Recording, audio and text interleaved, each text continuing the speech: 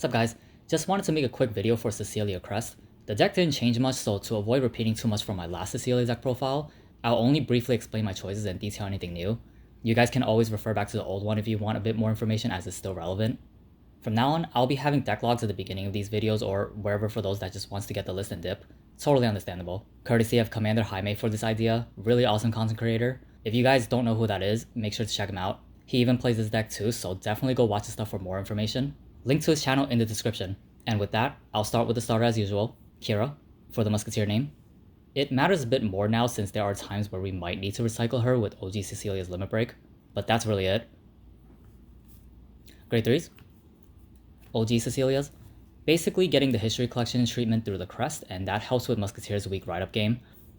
It doesn't completely solve it, but it does generate us the same 2 markers, pluses us, recycles, and really sets up for the big Katrina turn. She doesn't generate markers unlike OGV Cecilia, but that's okay since if you open her, you're already a turn ahead with 2 force markers anyways, so at least it's nice to have more Cecilia names for the reverse loop. Cecilia Reverse. You still need to max her out, she's really the only reason why you choose to play Musketeers over the usual token spam builds. With the addition of OG Cecilia, you can now combine the two if you go second, if you want to turn on the Crest and still do your loop if you have the pieces. If you want to also, you can forego the Crest and go straight into Katrina, but then you lose out on the Crest and you'll be stuck on 10k base OG Cecilias that also generates no markers for the rest of the game. Although sometimes you really don't have a choice anyways if you only see reverse, which is the anti-synergistic part, but OG Cecilia can't be played alone, you really need reverse to make an impact. Usurp. It's retired fodder that recurs itself, very important combo piece for the reverse loop. It's easily searchable with Katrina, or if you find it early, that's crazy value and you can worry less about needing to set it up with Katrina. And Largulv, I think. It's a tech with insane value. He's easily searched with Katrina, and gives us recursion to grade 2s and higher. The most standard play is to grab heals to guarantee G-Guardians, which is insane, because this lets us be greedy with our heals and we can just add it back anytime after using it. It's honestly being abused in every Stoicheia deck for a reason, so we can too. Angel Ladder. Any kind of disruption hurts us pretty bad, so it's here for the board-wide resist to prevent the reverse loop from being interrupted. Also, the 5k matters because it's consistent throughout each rewrite loop, and that's helpful for more pressure, especially if the hit triggers. If you want, you can directly find this with Lotus Lava, or use Katrina to pitch this, and then use on Largulv to pick it up. Although you need an extra turn before using it, so it's considered slow, but the play is there. Grade 2s. Saul. Even more important now because he can set up the Musketeer count for OG Cecilia's Limit Break. Great card throughout the entire game, he does almost everything you need. Sylvia. Your best token generator that is also a Musketeer. Tokens are mainly for Katrina and high roll in the reverse loop. Favila. Even though we have Angel Ladder now, I think at least one is still important to run in case that you have those matchups that can just completely shut down the reverse loop by popping one of your front row units. She puts reverse on herself and reverse, so at least you have one time that it can't be interrupted on that turn.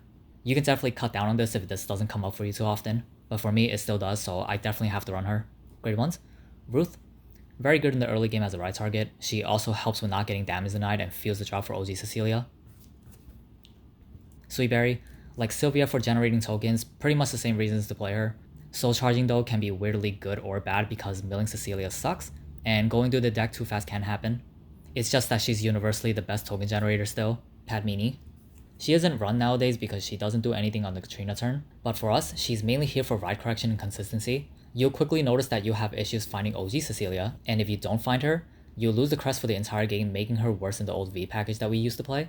We also don't have a hard searcher for Cecilia, unless you're really good and can find her every single time, which I'm not. You technically don't need Padmini. I'm playing Padmini to at least have a higher chance in finding the Crest. Also, she can fetch Usurp, Angel Ladder, and heal, so that's always a plus with her too. Susanna. She helps getting Cecilia's out of the soul for you to recycle after while also countercharging. Being able to place her from anywhere and still countercharge is always a big plus. Hanali.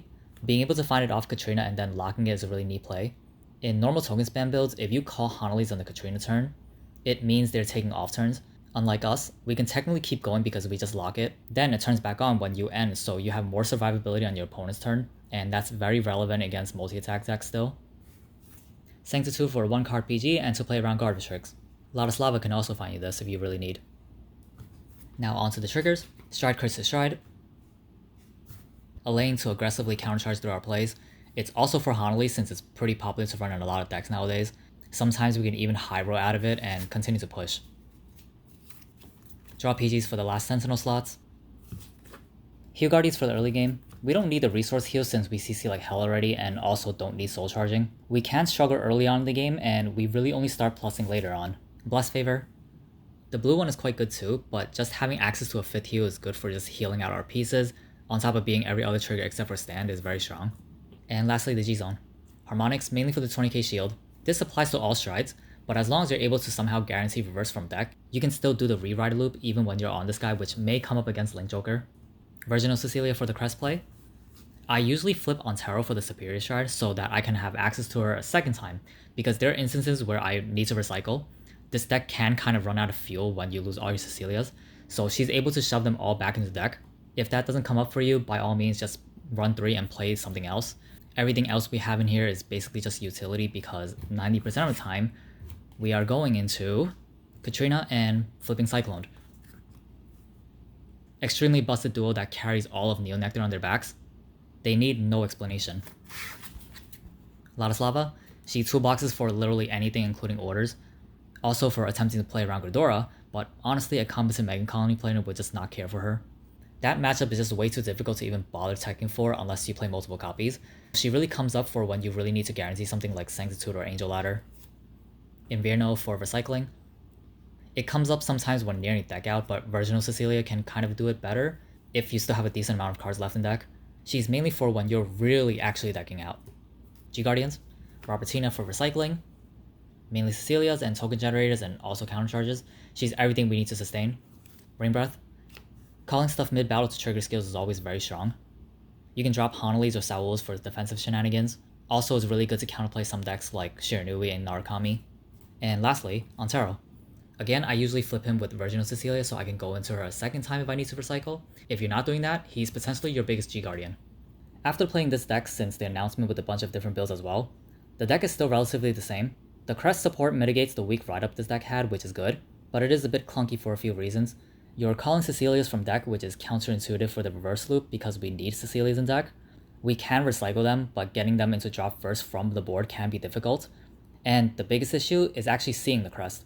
If you don't, you're either right back to doing the V-turn with reverse, or you funnel into Katrina, and then your OG Cecilias are stuck as 10k vanillas that generates no extra markers. Unless you're playing V-Pad Mini 2, you only have a chance to find her or you're praying to hard draw into her every single time. The old V package didn't have this issue because all we did was just ride up for the markers or play the grade 2 game. So by including the Crest, you're essentially trading in a weaker ride up for a more high rolly one, in a deck that's already high rolly to begin with. Although it's not the end of the world if you do lose Crest though, because there will be games that you won't go into it, and because Katrina is more than enough to keep it stabilized, you're still reverse looping and going plus a billion, pretty much the same barring techs here and there. My verdict on the support is that it's still very good. The biggest buff is setting up a big Katrina turn since that's where most of our power comes from, so it's definitely appreciated to have. Unfortunately, the inherent flaws and issues of this deck also hasn't changed, in that it's still a bit high roller and can be inconsistent, which just might be the fate of this deck. Still, some support is better than no support, and this is quite good for what it offers us. And that's it. Let me know what you guys are messing with for Cecilia now that it's a lot more accessible. As always, thanks for watching guys. Later.